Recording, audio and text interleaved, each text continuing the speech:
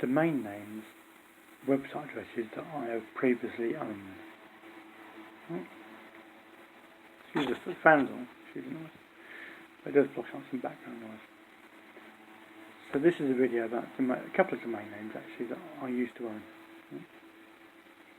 And I bought both of these for a wedge fee, which is 10-15 quid, whatever it is, right, each. Right. I used to own, well, I've owned two sports GTLDs, e.g. sports being the first word, and the dot, GTLD extension, one of which is, one you can look at. They'll probably get the ump if I mention it because they own it, but I used to own it, so I can say that I used to own it. I did. I used to own the website address sports.legal, which is now owned by somebody else, and they have a business based on that. But just like a person would say, I used to own that car, or I used to own that house, or whatever, yeah? I'm just saying, I used to own the website address sports.legal before it was, and the only reason it's owned now is because I didn't pay the 35, I couldn't afford the 35 quid at the time to renew it, so I had to let it expire. I thought it was going to go to a big sports company in the UK. But it didn't. It went stateside. Well, it went, yeah, I mean, it's owned by a massive company now. It's worth in excess of $1 billion, I think. But I bought the website address that they use, one of them that they use. I bought it for about 30 quid back in the day. Another website address I used to own is another sports GTLD, and that is I used to own sports.finance, the GTLD, no.com, because it uses .finance. I couldn't afford to renew that, because after all, you get a portfolio, you've got to actually keep renewing them, and you can buy them for discount price, but then you've got to pay full price for about 10 times the price to renew. You do that a few times, and it gets a bit expensive. So I used to own the web. I bought sports.finance for wedge fee, and if you click on that now into Google, sports.finance, it redirects into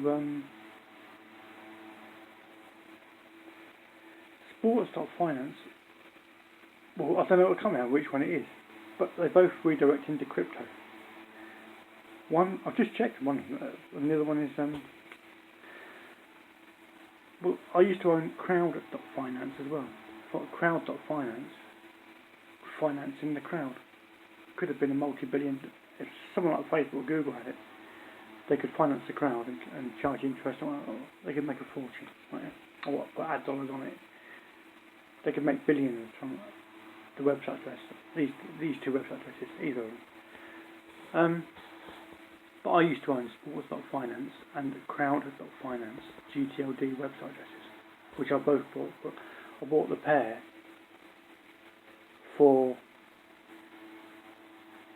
30 quid, 15 quid each, something like that. But I couldn't, that was introductory pricing.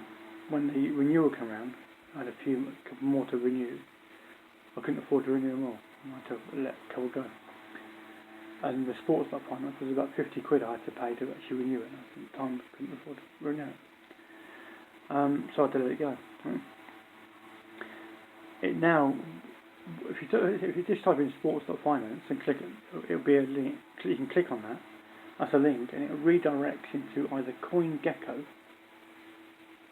or Chiliz, as in CHILIZ, which is a crypto exchange, I think.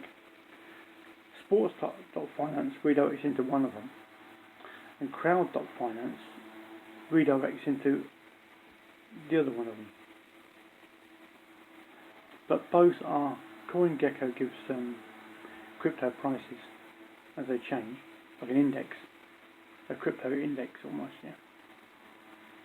And Chiliz, as is CHILIZ.com, is it's an exchange. I think it's an exchange, crypto exchange. But my domains, I've got no value. That's why one's just those three. One redirects into a $1 billion brand. And the other two, well, they can't be $500 billion. A crypto exchange, which is hot, and a crypto index, or whatever they are. But they're both crypto, in the crypto hot sector.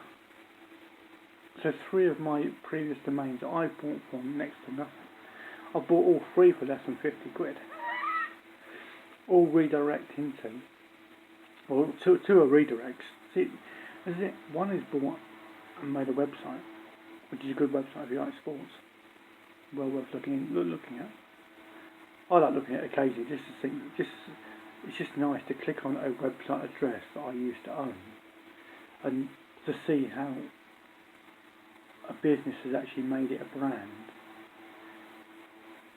and seeing their vision. For I had an idea, I had a vision for the brand, for the website address, but I thought it was going to go a different way. I thought it was the perfect buyer. I thought was going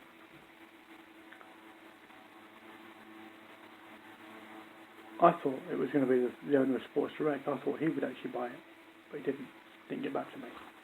So it went to a legal firm instead. That's a brand, and it's a good website, well worth looking at. Sports.legal, which I just like going back. I used to own that.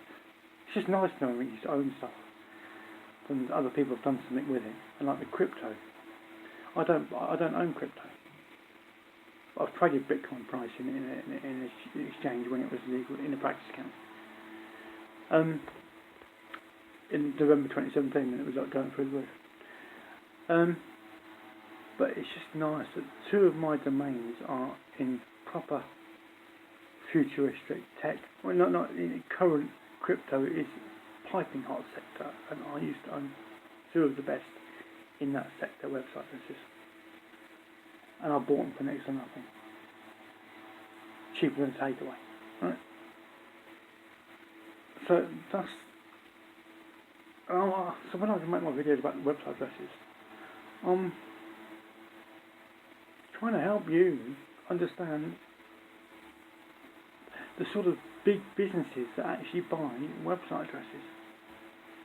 And if you can afford to buy a good quality website address and renew it, big businesses will want your website addresses if you've got chosen quality website addresses. I have another one I own now. I still own it at the moment. I bought it twice. Well, I used to own grocerytakeaway.com. I used to own grocerydrivethrough.com. Because people will be picking up in the States. You can currently go to a drive-through and get groceries from the drive-through. I don't think you can in the UK, but that's not far away now. But I had the idea about 4 or 5 years ago, and so I bought the domain name when I bought it. Both of them. I had grocerydrivethrough.com and grocerytakeaway.com, which is now, so people order groceries. They order groceries online, it gets delivered. That's the same process as, and that's going to get even more busier. But this is just the idea that I still own freecarparks.com at the moment. Do I? Do I own that? I don't even know if I do. I'm just trying to think from the portfolio they've got now and the portfolio I used to have. I probably have about 3 or 4 portfolios. So I've had domains. I think I still own freecarparks.com. Because the money to be made in free car parking is huge, absolutely huge. Because the whole concept is you don't make money from charging people to pay to use a car park. You make money by putting ads on a website address which they can book a slot to park. They can pre-order their parking slot. but the money is made from the affiliate links on the website address that they have to visit to actually do that. And the money just buys car parks for more people to park for free. Something the council should do, but they don't use adverts. That's why they still charge a fortune for people to park in the car park for councils. All this fun.